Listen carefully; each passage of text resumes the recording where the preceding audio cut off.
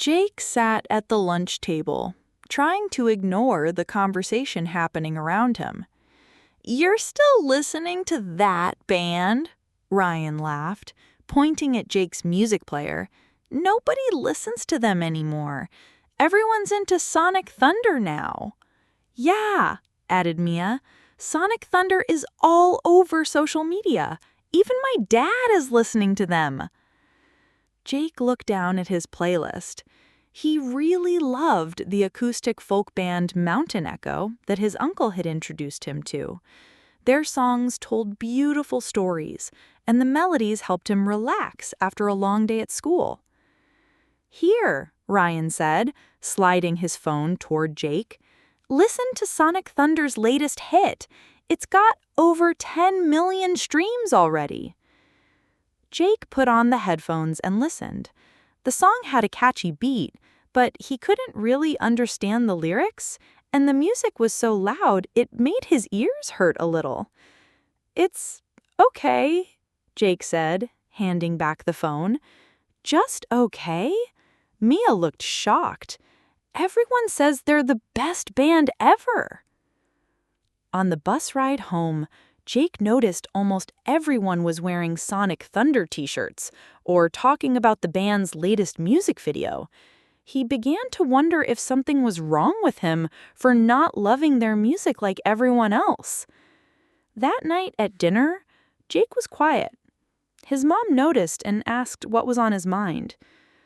"Is it weird that I don't like what everyone else likes?" Jake finally asked. His mom looked thoughtful. "Not at all. That's actually an interesting question.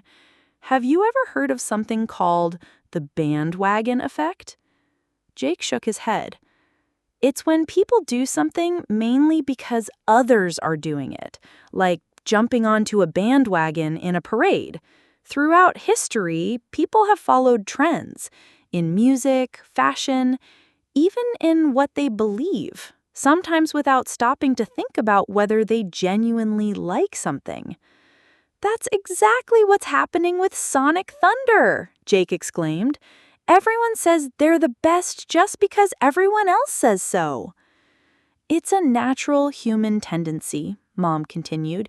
"We look to others for cues about what's good or what we should do. Sometimes that's helpful, but it can also lead us away from what truly brings us joy." The next day, Jake's music teacher, Miss Rivera, announced a special project.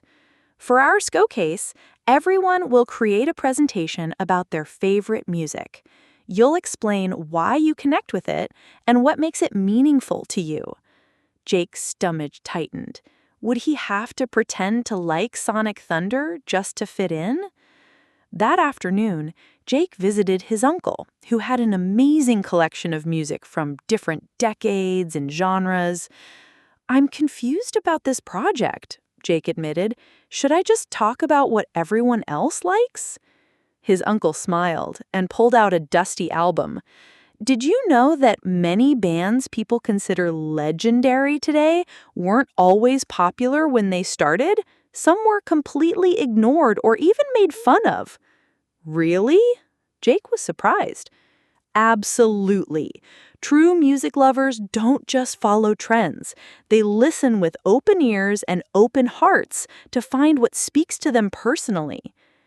They spent the afternoon exploring different genres: jazz, classical, hip-hop, reggae, and more. Jake discovered that he genuinely enjoyed several styles that weren't currently trending. Music isn't about right or wrong choices. It's about how it makes you feel and what it means to you. For his project, Jake decided to be honest about the music he loved. He prepared a presentation about Mountain Echo, explaining how their lyrics told stories about nature and adventure, and how their melodies reminded him of hiking trips with his family. On presentation day, Jake was nervous but determined. As he played a Mountain Echo song for the class, he watched their reactions carefully.